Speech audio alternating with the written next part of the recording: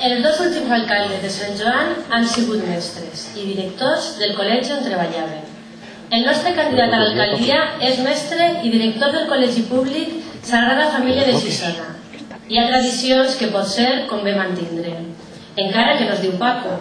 Us presente el nostre cap de llista, Albert Caturra i Cardona.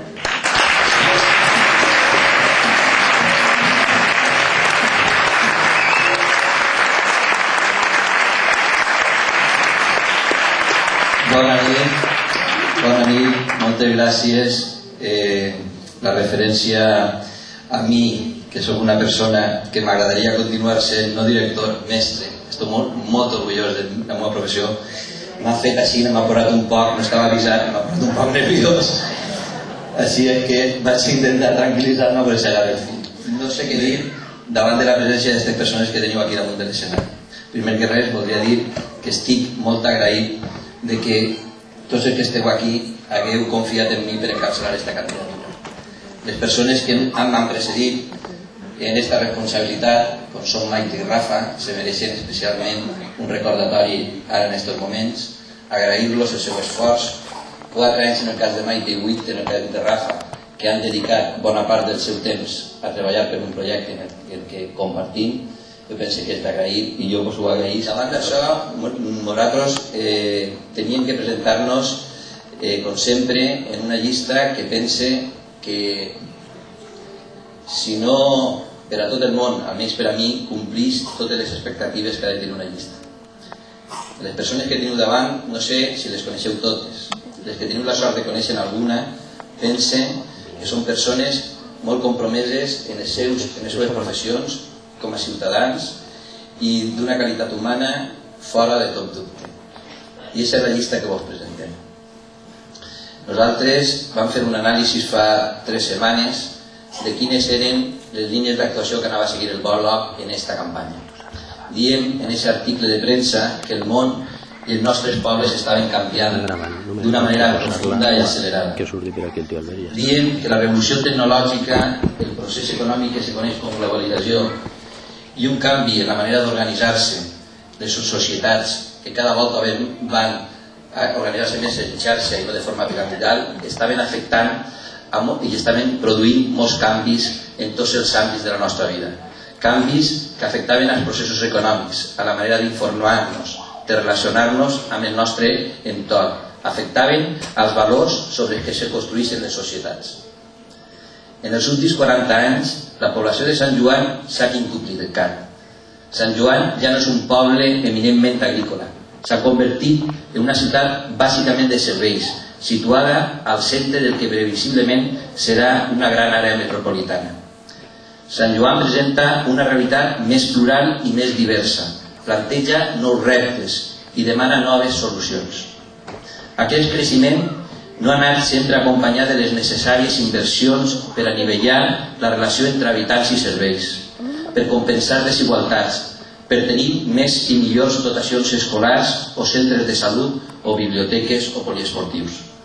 Sant Joan no arriba a 10 quilòmetres quadrats de terme municipal, la major part del qual està ja urbanitzat. No podem pensar en un creixement semblant en els pròxims anys. Sabem sobretot que el medi ambient i la qualitat de vida són una prioritat de ciutadans de Sant Joan. Els pròxims anys haurem de dissenyar un model de ciutat que des de plantejaments de sostenibilitat i amb una gestió eficaç doni resposta a problemes com la gestió dels residus, l'abastiment de l'aigua, la contaminació, la construcció d'habitatges o la mobilitat. Haurem d'aprofitar la nostra situació en la comarca per potenciar el teixit industrial i comercial i millorar les connexions amb la platja i amb la resta de municipis. S'han de recuperar els carrers per a passejar i integrar en el nostre entorn urbà aquells elements que s'han configurat com a poble. S'han d'adequar espais de trobada i per a fer esport. S'han de crear centres socials polivalents que oferisquen uns serveis pròxims als ciutadans. S'han de compensar desigualtats. S'han de garantir serveis públics com l'educació, la sanitat o les polítiques de benestar social. Pensem que els governs locals són les administracions que millor poden donar resposta a totes aquestes noves demandes. Però també sabem que les administracions locals són les que tenen menys recursos propis. per poder assumir els reptes que es planteja al segle XXI, cal corregir el repartiment dels recursos i exigir la descentralització del poder estatal i autonòmic. Si els ajuntaments han de donar més serveis, han de comptar amb més recursos. Però tampoc s'ha d'oblidar que en la societat del coneixement el factor clau és el factor humà, la seva formació. Les majors quotes de benestar i de progrés i les més perdurables socialment són les que provenen de l'ensenyament i l'educació en valors. I vull parar-me en aquest punt perquè l'educació en valors, els valors que són l'autèntic motor del canvi social, han de ser un referent en les institucions i en les formacions polítiques. No podem donar els espectacles que se veuen des de les institucions ni dels partits polítics en una societat que el major bé que té són els seus valors. Valors que no s'han de quedar en la porta de les escoles, que han d'amirar la societat, les institucions i les organitzacions polítiques. Valors que han de presidir cada una de les nostres actuacions. I quan parle de valors m'agradaria dir-ne algun. Un valor com la llibertat, les llibertats individuals, les llibertats col·lectives, les llibertats cíviques. N'hi ha que està en contra de consolidar-les i d'anar retallant-les cada volta més. Valors com la igualtat de drets i deures per trencar la marginació, les discriminacions o l'aïllament de persones i grups socials. El dret a la diferència, com a fet enriquidor en la vida social i política, trencant el discurs únic, les majories absolutes i les fidelitats incondicionals. Valors com la sostenibilitat, per poder deixar un món habitable als que ens venen darrere. Valors com el civisme, per construir una nova ciutadania més responsable i dinàmica. Valors com la democràcia, per retornar-li el seu autèntic significat, que no és altre que govern del poble. Valors com la cooperació, per poder aportar en una societat en xarxa el millor de cadascú. Valors com la sensibilitat, per poder comprendre el patiment, l'angoixa o l'alegria dels altres. Valors com l'utopia, sí, l'utopia per poder somiar el món que volem i poder anar construint-lo. Valors com el compromís, per portar endavant allò que ens proposem.